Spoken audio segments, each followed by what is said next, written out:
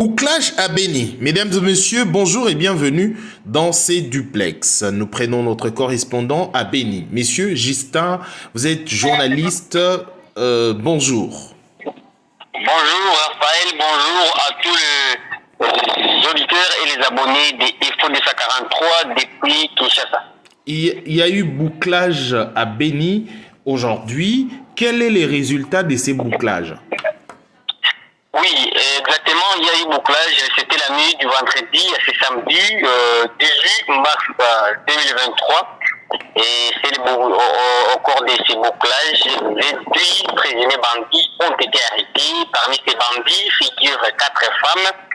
Et ils ont été arrêtés et puis conduits à l'état-major de la police nationale congolaise.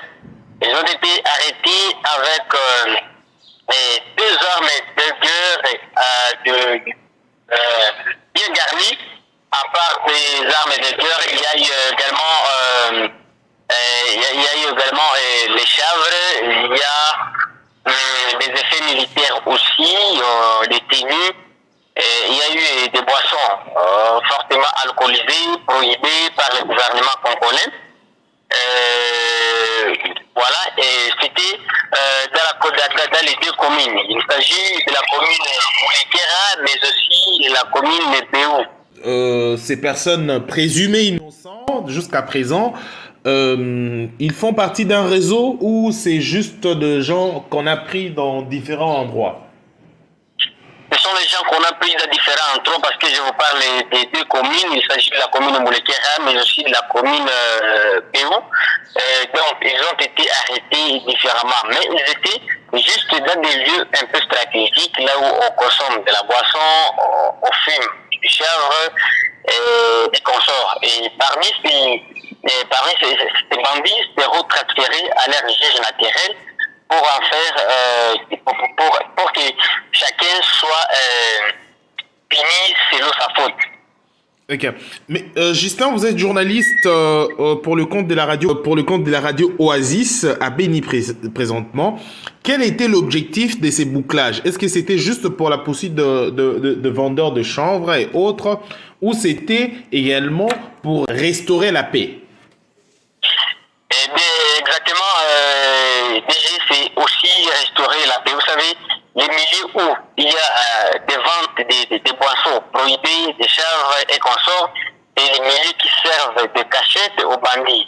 Et vous l'avez bel et bien vu que au cours de ces opérations menées par la police, il y a eu 2 armes non identifiées qui ont été récupérées, avec des chargeurs bien garnis. Et donc, c'est aussi une façon de voir comment restaurer la paix et la sécurité dans la ville de Béni. Le porte-parole de la police nationale congolaise a rassuré sur la détermination de la police. Il y a aussi le maire de la ville de Béni, Narcisse Moutebaka Salé, au compte des résultats des sièges. Il a rassuré aussi de sa part de voir comment restaurer l'autorité de l'État dans la ville de Béni. Alors, de personnes interpellées, ils sont tous des Congolais? Oui, ils sont tous des Congolais, et des enfants et fils de Béni. Comment la situation sécuritaire se présente à Béni? Merci. La situation sécuritaire à Béni se présente relativement calme parce que toutes les communes étaient contre la ville de Béni. La ville de Béni a 4 communes. Au moins, la situation est en voie de se rétablir depuis un certain temps. Des incursions nocturnes ne sont plus enregistrées comme auparavant. L'incursion qu'il y a eu récemment, est-ce qu'on a établi un bilan? Là, je pense que c'est autour du territoire de Béni, vers Mukundi et Maoussa. Après Maoussa, c'était la route Béni-Butembo. Jusque-là, il n'y a pas un bilan exact que l'armée congolaise a déjà communiqué. Est-ce que l'état des sièges plutôt porte ses effets? Oui, exactement. L'état des sièges est en train de travailler, bien sûr, en dépit de quelques défaillances observées sur terrain, mais au moins l'état des sièges est en train de travailler. mais on ne dirait pas à 80% parce qu'il y a bel et bien de l'insécurité qui n'a pas encore dit ce dernier mot dans la ville de Béni, même dans les territoires, en particulier la province du Nord Kivu et de l'Ituri en général. Est-ce que de menaces que produisait le ADF en termes de bombes artisanales, est-ce que ces menaces ont été étouffées? Eh bien, jusque-là, à propos des bombes artisanales, c'était la semaine dernière que l'armée congolaise a présenté les collaborateurs des ADS à Béni. Il s'agit, parmi ces collaborateurs figurent deux personnes qui faisaient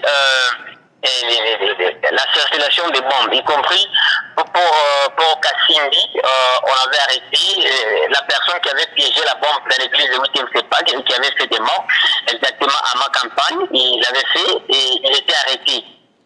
Il y a aussi, depuis ces arrestations, au moins, il n'y a pas encore eu découverte de bombes dans la ville de Béni.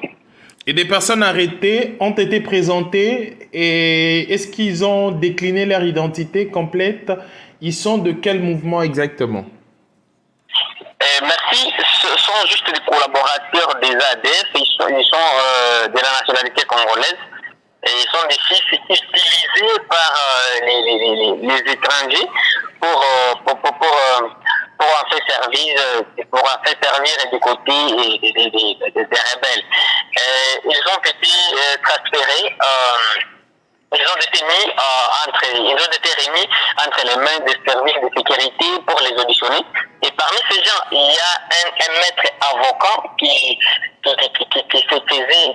négociait, quand il y a arrestation des rebelles, il négociait avec la justice pour qu'il y ait leur libération. Et ce maître avocat était arrêté à Goma et puis transféré directement à Kinshasa pour exploitation de son dossier. Merci Justin. Vous êtes à Béni, vous travaillez pour le compte de la radio Oasis, vous êtes notre correspondant. Merci pour votre disponibilité et bon week-end à vous. Merci et bon week-end à tous les abonnés de la chaîne Info Delta 43 depuis Kinshasa. Merci Justin, merci à vous. Bon week-end à tous.